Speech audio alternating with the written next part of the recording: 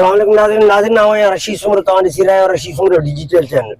नाज़रीन असां हिन वक़्तु बुर्ज शाह करीम तालुके जे शहर झाड़ावा जे अंदरि बीठल आहियूं।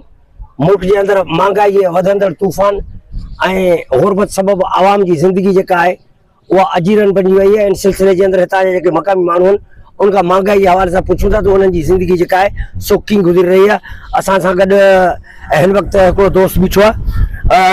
तव्हां असांखे ॿुधाईंदो त महांगाई सबबि कीअं तव्हांजी महंगाई वध में वध ज्यादा है। उतां उनके सामान सस्ता था मिलन ते गरीब आवाम तमाम परेशान। हर शइ वठूं था, बोर्ड वठी नथा सघूं, अटो नथा वठी सघूं, हर शइ ते भाई बार छॾियूं। अचो जो सभु को पंहिंजी महंगाई हणियो वेठो आहे।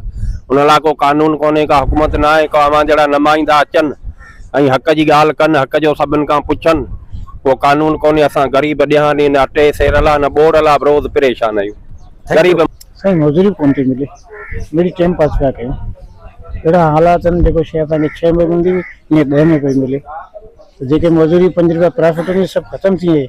कड़ा गैसनि जा बिल, कड़ा बिजली जा बिल, दुकाननि जा किराया, मजदूरनि जी मजदूरी अॼु मुश्किल सां टाइम पास थो थिए।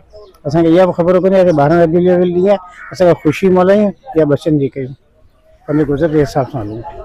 नाज़रीन तव्हां ॿुधो त इन वीचारे ग़रीब दुकानदार ॿुधायो त अॼु 12 रबियुल अवल जो जेको मुक़दस ॾियारो आहे उन ते बि असांखे इहा ख़बर कोन्हे त हिन भलारे ॾींहं ते असां पंहिंजे बचनि जो रोज़गार करियूं या असां जेको सो ॾियारो मल्हायूं।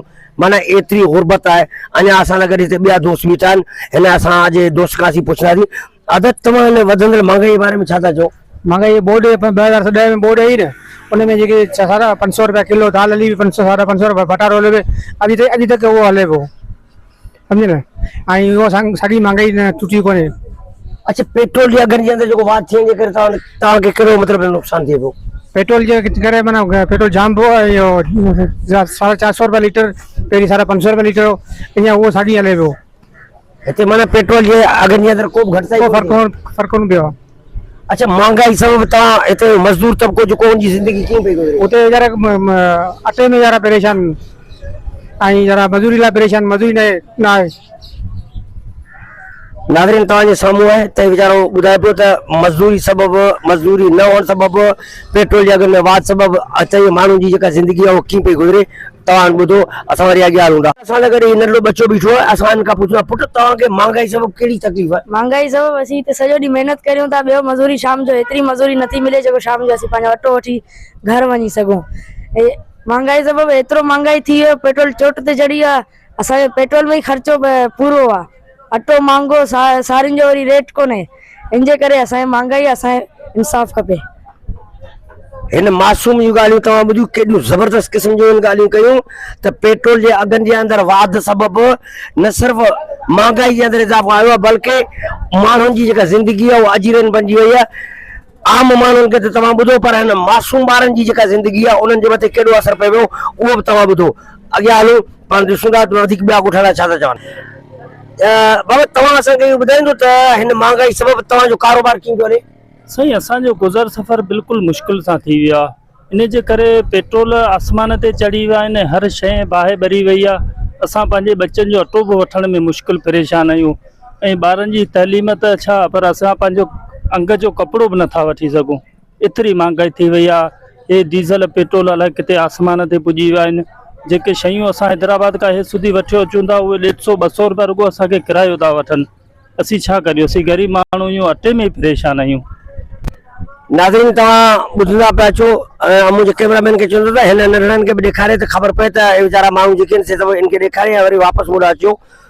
नाज़रीन तव्हां ॿुधो पिया, हीउ वीचारो वापारी ग़रीब वीचारो हैदराबाद जे अंदरां सामान वठी हिते वीचारो अची करे बच्चनि जो गुज़र बसर करे थो, पर हिन जो चवण आहे त एॾी महांगाई आहे जो हिन सामाननि खे विकिरो करण जे बावजूद बि हिननि जो एतिरो मतिलबु कमाई कोन थी जो पंहिंजे बच्चनि जो गुज़र बसर करे सघनि।